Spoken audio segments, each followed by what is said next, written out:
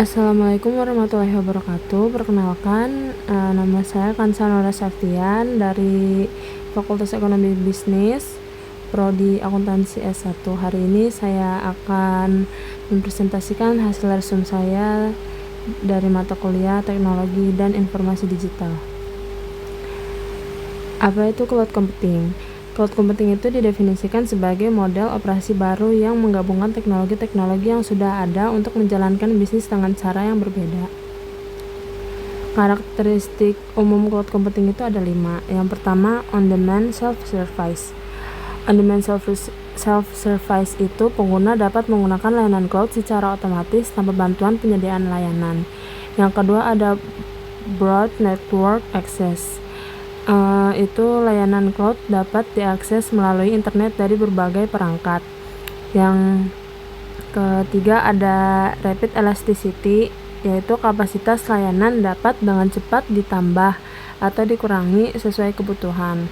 Yang keempat ada resource pooling, yaitu sumber daya komputasi digabungkan untuk melayani banyak pengguna. Yang terakhir ada measured service, itu penggunaan layanan dapat diukur sehingga pengguna hanya membayar sesuai pemakaian. Selanjutnya ada model layanan cloud. Yang pertama itu IaaS atau Infrastructure as a Service, yaitu layanan cloud yang menyediakan infrastruktur seperti server dan storage. Yang kedua ada PaaS atau Platform as a Service, yaitu layanan cloud yang menyediakan platform untuk membuat dan menjalankan sebuah aplikasi. Dan yang ketiga ada SaaS atau Software as a Service, yaitu layanan cloud yang menyediakan aplikasi yang bisa langsung digunakan melalui internet.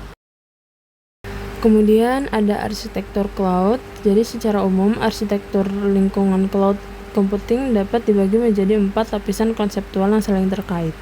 Yang pertama ada lapisan perangkat keras, yang kedua ada lapisan aplikasi, yang ketiga ada lapisan infrastruktur, dan yang terakhir ada lapisan platform.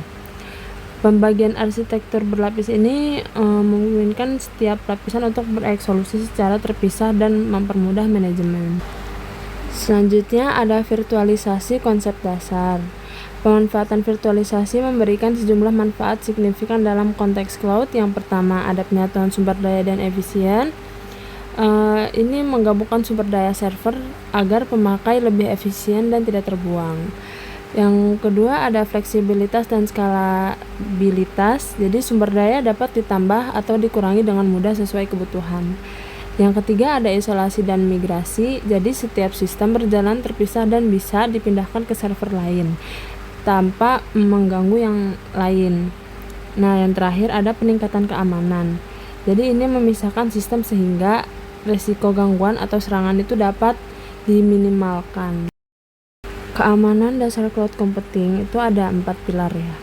Jadi yang pertama itu ada identity dan access management, sistem yang mengatur dan mengelola identitas dan akses terhadap sistem, aplikasi, dan data. Yang kedua itu ada perlindungan data yang menjaga data agar tetap aman. Yang ketiga ada visibilitas dan monitoring, yaitu proses memantau aktivitas yang terjadi pada sistem. Dan yang keempat itu ada kepatuhan dan governance, yaitu memastikan sistem atau data berjalan sesuai dengan aturan. Yang kedua ada modal tanggung jawab bersama dalam keamanan cloud. Bertanggung jawab mengamankan infrastruktur seperti pusat data, jaringan, server, serta perangkat keras. Di sisi lain, pemakaian layanan awan berkewajiban mengelola data, proteksi layanan, beserta kontrol akses dan identitas. Selanjutnya ada keamanan dasar cloud computing. Yang pertama ada backup dan recovery. Jadi itu proses menyimpan salinan data dan memulihkannya kembali. Kemudian ada autentikasi dan kontrol akses, itu mengatur hak akses mereka terhadap sistem atau data.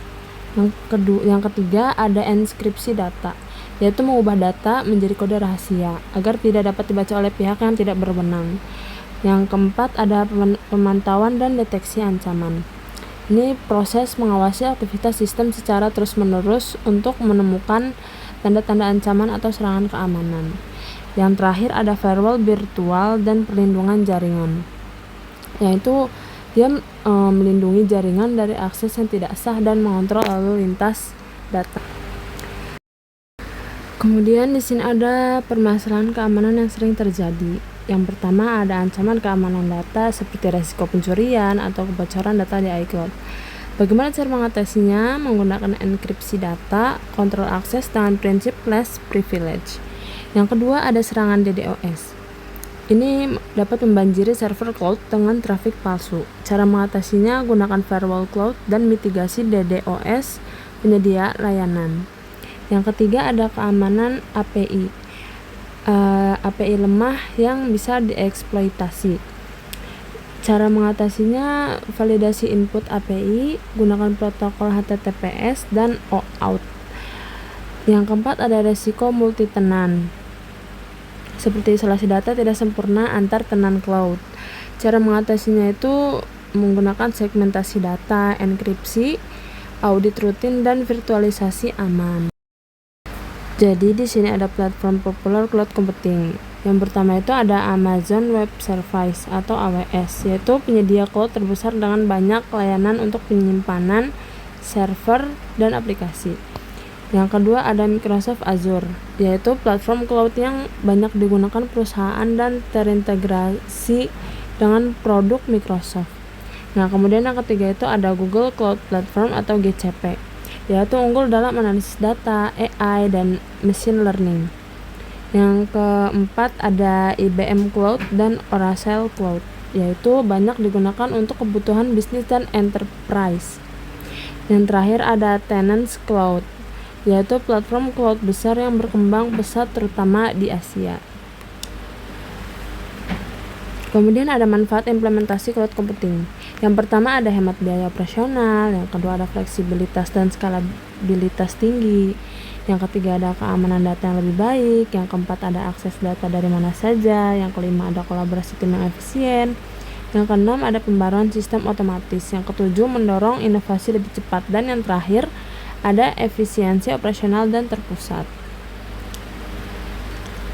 Kemudian ada penerapan cloud computing dalam kehidupan. Yang pertama itu ada penyimpanan data online atau cloud storage.